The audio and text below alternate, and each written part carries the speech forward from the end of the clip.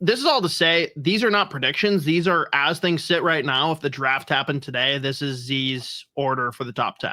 Mm-hmm. And like even this right now is not even remotely close. Yeah, like, but yeah, we can just go right into it. I think it's not a mystery. Like, it's not a mystery who's going to be number one. Gavin McKenna. I don't really know how much more we can add to what we've already talked about and what the world's already seen from him. Like the individual highlight table the last few years in the WHL as a double underager and a draft -1 is ridiculous. One of, if not the best player in the CHL last year. Like raw talent, complete freak of nature, human highlight reel. The shot, the skill. You know, he's going to fill out a little bit too as he gets older here, but like, what a fucking hockey player. I went back the other day, I was like watching like from last year, what he was doing in the dub as like a draft -2. It's comical. Like every single time he steps on the ice, that's where all the attention goes. Like whether he has the puck or not, because he just, it's like effortless with him. And he's just like an interesting player too, like the physical profile. Like he's lanky. He doesn't look necessarily like all that like intimidating or anything, but he's tall, but he's super light. But then he just like the second the puck's on his stick, it is like, it's unbelievable how he can dictate a game from the wing. So score goals, can make plays. Just a phenomenal hockey player for number one, and good chance he stays that way the whole season. If you have to, because all anyone's hearing right now is how good Gavin McKenna is and there's no flaws. Like, besides the fact that he's not a center, give me any nitpicking you can. Like, if you are forced, your life depends on it, to come up with a negative about Gavin McKenna, do you have anything, or is he truly just, he's not a center? Yeah, I mean, you can just nitpick like the skating, like, not that's even like a weakness. It's just he's not just like average. The fastest kid in the world. It's just a fine skater. That's about it. And I mean, we haven't seen him needing to be like a two-way player ever. So like, who knows what that looks like? But he will need to now. Yeah, it's gonna, like, when you're trying to like call him a 4.5 out of 5 star recruit or prospect, like you're just desperately looking for something to nitpick in his game. But like, do you think he struggles out the gate in college, or does he just jump in and it's no big deal? I think he's gonna be able to step in and just torch. I mean, like, plus given the fact, like, it's always interesting though, seeing kids go from playing like every other night to like just back to back on the weekend and then having the whole week off. I don't think that, like, obviously I don't necessarily, I'm not saying that it's like, oh, that could be a problem. I mean, it's an adjustment. He's never done that before. I mean, I don't know. Again, like, these are just like more things you're looking to nitpick, and it's impossible.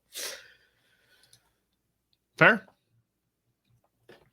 Number 2, which is the only guy that I've heard even lightly discussed as being in a position to dethrone Gavin McKenna. Keaton Verhoff. Bane of my existence that he's going to North Dakota. That is very, very unfortunate. How good is this kid? So, I mean, I think it was either today or yesterday, Elliot Friedman was on some radio show and mentioned, or maybe it was 32. I have no fucking idea. But, you know, I think they're done for the year. Yeah, I don't know where. I can't remember where, or even how many days ago was it he said it. And I mean, he's not the first person. Like, this is the one person right now, or the one player that's like in the conversation as far as like, hey, wouldn't be shocked if we watch him all year long, and like he challenges or he makes a debate for like him over McKenna. But I mean, the kid just turned 17 like a month ago, 6'4", 220 pounds, something like that. Right shot D-man, super fluid skater, can make plays. I think he scored 21 goals in the dub this year as a draft -1 defenseman. But like the size, the skill, and the skating combo is ridiculous. Again, I love the fact that he's going to go play college hockey too. And that's going to be a huge boost for Nodak, obviously, him and Reshny. Poor Victoria losing him and Reshny. I was going to say, dude, when does Victoria rebrand to the Victoria Junior Nodaks? It's now with Verhoeff going. But I mean, it's most goals scored by I think 17-year-old or 16-year-old D-man WHL You know, we're gonna see what he looks like playing against older, not necessarily bigger players, but older players. I think he's gonna be able to step right in. He's already a solid defender in his own right, but like a right shot defenseman that's 6'4" that skates as well as he skates and has the level of offense that he brings, like he's gonna be right up there. I would be shocked if he ever falls out of like top 3 in any list. Like the ceiling with him is just insane. And I mean, again, just given the physical profile, the tools that he has at his disposal already, like the foundation of like his profile overall is just like, he can't, like, it's super high floor too. Like at the end of the day, he is a smart player that is 6'4". He's huge. He's physical and like can skate and make plays in all 3 zones. Like just a phenomenal prospect. So right now it's for our number 2 for sure. Number 3 then. First one off of Z's region. Ivar Stenberg. Brother. Get rid of the fishbowl, dude. Mm-hmm. Brother of Otto. So fun to watch. Dynamic offense. Can play center, can play wing. I mean, he's probably a wing at the NHL level, but plays. He's got the serial killer stare down too. Like yeah, he means business. That's, but he plays hard. He's physical. He's got the skill and the speed to challenge pro players already. He stepped into the SHL playoffs this year and was a half a point per game as a 16, 17-year-old. Or no, 17-year-old. He is one of the older players in this draft, I do believe. Yeah, I think he's eligible for this draft by a few weeks, maybe. But I mean, just super smart. Just watching him pick apart defense with the puck on his stick, it's very fun to watch. He's probably the best player for Sweden at the U18s this year as a draft -1. Put up insane points. He is very, very fun. Tons of skill. Again, the fact that he can play at speed too, and then he was able to step into the SHL playoffs and be a top 6 forward and be a half point per game, like that's unbelievably impressive. Like putting up 6 points as a draft -1 in like 30 regular season games would be impressive in the SHL, but he did that in 12. Like he is insane. He's got super high, like he's also just always in the right position. The hockey sense is off the charts. So he's got super high ceiling. Love watching him play. He's very fun. Can he legally be drafted this high if he's 5'10"? I think he's 6 foot. Well, online it says different, so I have faulty info. Ooh. Disregard then. If he's 6 foot, then how is he not legal? All right. It's legal. It's legal. But this for you is the number 1 Swede. All right. Moving on. Number 4 in the way too early 2026 NHL draft rankings. Ryan Roobroeck, another big Sick boy. Man. Yeah, phenomenal name. 6'4" center, skates, has legit skill, like super high offensive upside, and he plays hard. He is a prick to play against. Hits everything that moves. I mean, like it comes and goes. I guess you can nitpick, like compete game by game, but like more often than not, like he is all in. But I mean, just a big guy that could score 41 goals this year, I think, in 64 games in the O. Super smart, got insane hands, super high upside, obviously. So he's going to be looked at very favorably by teams, just given the fact that he's a center that can make plays, can score goals. He's got nice hands, and he's a big boy that hits. So a lot of teams are going to like him a ton. Big fan of Ryan Roobroeck. Very fun to watch. I'm sorry, what position? He's a center. He is firmly a center or like maybe? I mean, right now he looks like a center. Okay. As far as no, that's what I'm asking. I'm not like challenging you. We always ask this about centers. Like, do they actually project as a center or not? You know, as of now, yes. All right. Moving on. Number 5, Viggo Bjorck. This is a guy I need to hear a lot more about. It's going to be fascinating to see how teams feel about him, because what he just did at the U20 level in Sweden, he shattered every single fucking scoring record. Like, I think I've got to pull it up. I think he had 74 points this year in the U20s.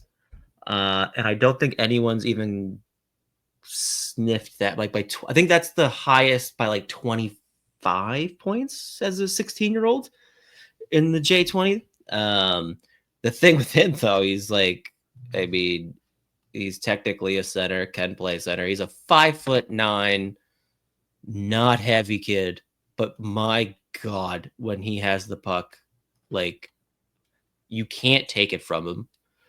He can make plays. He can score goals. He stepped up. I think he scored in either his first or second game in the Allsvenskan with Djurgården this year. And it was his first pro goal was insane. I think it was his first game. And it was just like carving two defensemen and then sniping. But insane hockey sense. The fact that he's 5'9" and he is not uncomfortable flying through the middle of the ice is impressive. But again, just what he did in the J20 as a 16-year-old, an undersized 16-year-old, is insane. Very fun, dynamic skill. Again, the fact that he can score and make plays. And like, despite the fact that he's 5'9", he is not afraid of being physical. He will happily look for contact, plays through contact. Super high upside. Again, if what we just saw this draft continues next year, I mean, he might go fucking 15 for all we fucking know. Because everyone's just looking for the guys that are 6'4", 6'5", which in this draft class there are plenty, especially with the guy that's coming up next. But we gotta pause quick, dude. This guy at number 4, immediately at the top of my all name team list. But we're vibes guys. Like, obviously you cover a lot of what's happening on the ice, and I just can't help but get into the vibes. We talked about Stenberg, who like literally not allowed to smile, assassin. Bjorck is the guy that's sitting there beating your face in and smiling and laughing as he does it. Like that's the vibe I get from his face right now. It's like terrifying. Giggling, like, oh. Two-hand.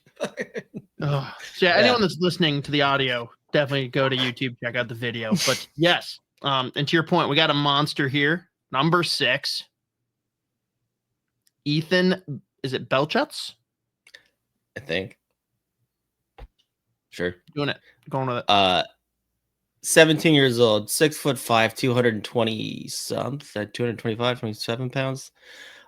First pick last year, the OHL draft. He started off the season real hot as far as points go, like cooled off. So like the points don't jump off the page at you, but he is an absolute freight train. He is the guy that's that big and that physical. Like I remember early on this past season, I was watching WINDSOR, and I think the kid that he fought was like 20. He was like his last year of OHL eligibility, and ragdolled. I mean, ragdolled him. Just beat the absolute wheels off this kid. It's just like, this is a menace. But he could score goals, got a really nice shot. Deceptively skilled. So he's got super high upside. Again, the fact that he is a menace on the forecheck, he hits everything that moves. He's unlike, we talked about, or I mentioned earlier, Roobroeck. Yeah, like the compete comes and goes at times, but when it's on, he's just like running guys through the boards. Ethan Belchetz is looking for that pretty much every time he jumps over the boards. But plays hard, has the size, super physical, but he's got that scoring touch. And he's a really, really smart player too, as far as just like the hockey sense goes. And he has a good two-way game, so he's going to be looked at probably as the top 5 regardless of how the season goes, just given the physical profile. But very entertaining. Another guy that's going to get picked and be an instant fan favorite, just the way that he plays. So I got to ask you an abstract question. If Ethan Belchetz jumps into a time machine, goes back a year, and drops the gloves with Kashan Aitchison, who wins? I mean, Aitchison just has like when he flips that switch, it's like, it's terrifying. So I'll just give you Aitchison. I don't know. All right, Aitchison's the answer. Got it. But Belchetz is just like, God, he's like, the entertainment factor is insane. I think he's gonna. I also just think he's going to pop off as far as offense goes this year in Windsor. All right, on to number 7. Tynan Lawrence. Love Tynan Lawrence, center that played for Muskegon this year. Ended up being, as a U17, was the MVP in the USHL, the Clark Cup playoffs. Just jumped in and pretty much lit it up as a rookie right away. I think he'll, as he gets bigger and stronger too, and he just like gets a little bit more firm in his skates, it's just going to help him, obviously. But almost as a point per game player, as a 16-year-old in USHL, then dominating the playoffs. He's got that two-way game. He's got a lot of skill. Can score goals. One of the smartest players in the draft class. So for me, firmly in the top 10, and he'll be someone that will probably be looked at in that top 5 as well. And I mean, like the hockey sense of decision making, and the playmaking, like it's very fun. So I love Tynan Lawrence. Again, what a monster year as a 16-year-old in USHL. And the fact that he was I think it was the first Clark Cup Muskegon one this year. I think it was the first one they won it. And he was their playoff MVP. I think he had 18 points in like 13, 14 games, something like that. But he looked phenomenal. So it's just a very, very transferable game too. So EP has him going to BU for 27-28. Hell yeah. Do you think that happens any sooner? That seems probably. They're gonna have it either this upcoming offseason. Yeah, this upcoming offseason, they're probably gonna lose like enough players. Like, yeah, you gotta come over now. Right. All right. Tynan Lawrence. Moving on to number 8. Ryan Lynn. Ryan Lynn, another very fun player.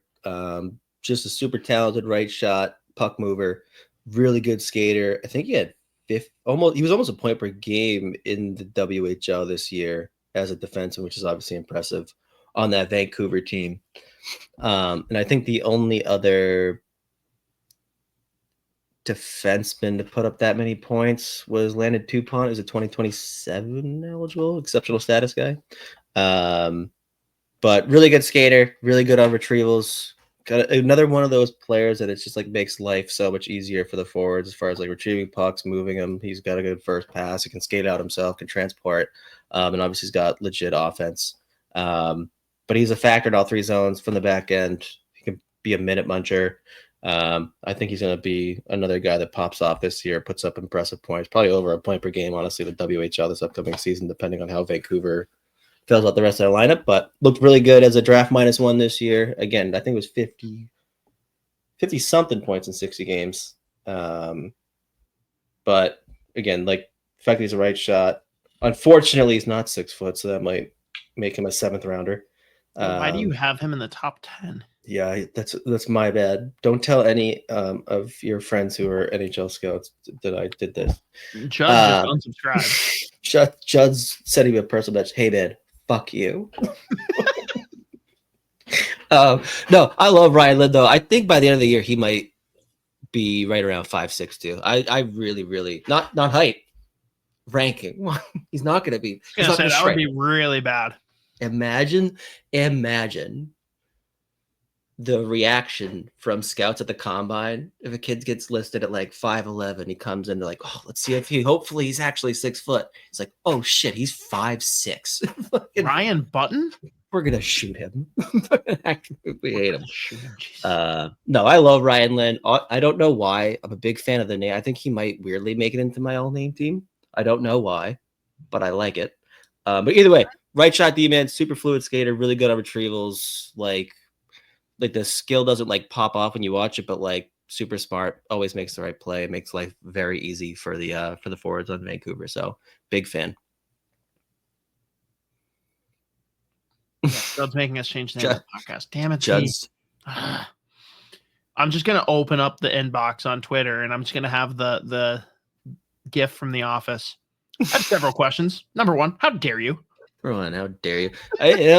I was laughing very hard the first time you guys interviewed Judd, and he was like, "Yep, I am familiar with the show." I was like, "Fuck, I am." It's like, and God you agreed to come on here? No, he wants.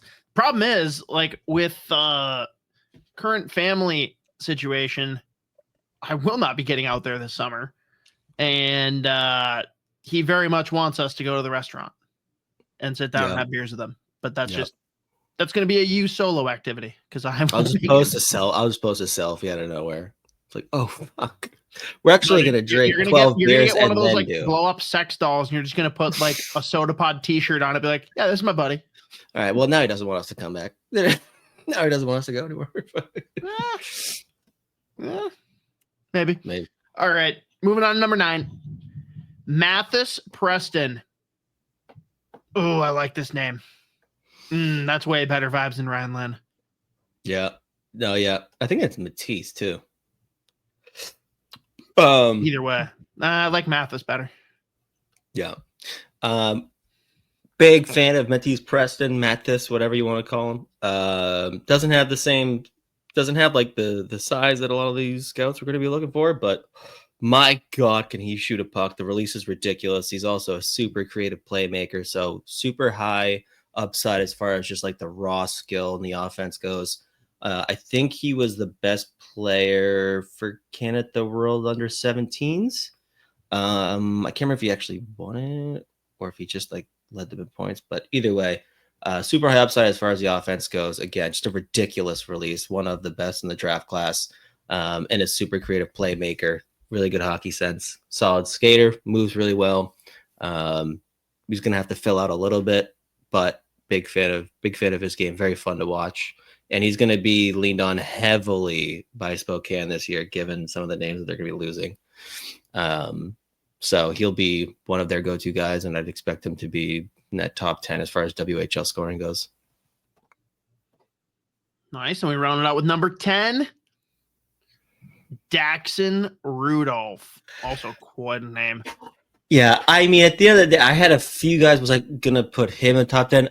I just had to lean on the name. Daxon Rudolph rocks, but also phenomenal player. So it wasn't like stretching, putting the top 10. Super smart, steady defender.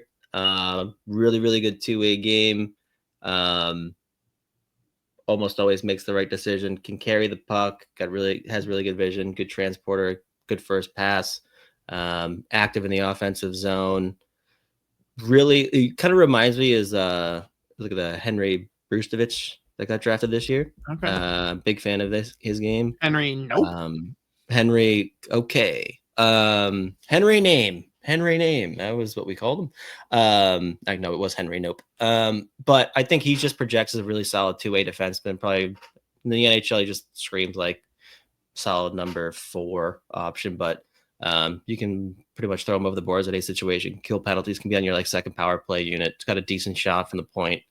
But really good mover, really good decision maker. Can transport the puck. Good first pass, just super reliable pretty much in every facet of the game as a defenseman. So he ends up in that top 10. Very fun to watch. Very good. And then we've got the honorable mentions. I'll just let you go through this as you see fit. If there's anyone that you think deserves specific praise. Yeah. How many of them are from Sweden? A couple, but not unreasonably. And I would be willing to bet that William Hackinson ends up in the top 10 because he is a defenseman who is 6'4", 207 pounds. And it's just, I mean, he's solid. So he's a really good player. But way too early over under 3.5 Swedes in the top 10. 3.5? Yep. I'll take the under. So 3. 3 firmly. 3. Yeah. But a couple, like 2 guys here specifically that like I would anticipate at some point, probably early in the year, like jump up into that top 10. Chase Reed, right shot defenseman for the Sioux Greyhounds. 6'2", again, right shot D-man, 185 pounds, just a solid player. Ended up coming out of nowhere and really being one of the top young D-men in the OHL. I think he put up like 41 points in 38 games, something like that, on a very average Sioux Greyhound team. And he actually, I think he started off the year in like the NAHL, Like just really came out of nowhere, but really, really high end puck mover. Solid power play option. And again, he's 6'2", right shot. So he automatically is one of the best players to ever live. And led a lot of rookie defensemen as far as like scoring. I think he led all rookie D-men in assists. I think no one else topped him out in the O, but just a solid player. So I think Chase Reed is a guy that has a good chance ending up in your top 10, as well as Xavier Villanueva. I don't know. Whatever. Other thing is, though, 5'10" defenseman, so automatically stinks. He's also 150 pounds, but he's very fun to watch. One of the best defensemen in the queue this year, which you don't really know what that means because it's the queue. Wait, he's in the dynamic offense. Yeah, you can't tell by his name. Legit high-end skater. One of the best in the queue this year. Insane offense from the back end. Watching him skate's very fun. I always talk about Jonas Brodin as someone I'd pay to watch like bag skate. Villanueva also feels that is in that category. Makes a ton of plays. Loves having one of the guys which is like I would love to know what his actual like average puck touch per game is. It feels like he's a forward. Like that's how often he just has the puck on his stick. Beats people one-on-one, takes them wide. Again, just picks apart defensemen or defenses from the back end. Tons of offense, but always going to have the question, what does it look like without the puck? Is the size me a problem? Like anytime it's like a undersized demon with a ton of offense, it doesn't play super, super hard, isn't like the most defensively reliable player. So always gonna have question marks, but like the upside is that high where it's like he still could flirt with a top 10 projection. Very, very fun to watch. Legit player. And I mean, Adam Nemec obviously is going to be, it's a Nemec, so love him. Playing in Slovakia, really solid player, tons of offense, very fun. Love watching him play.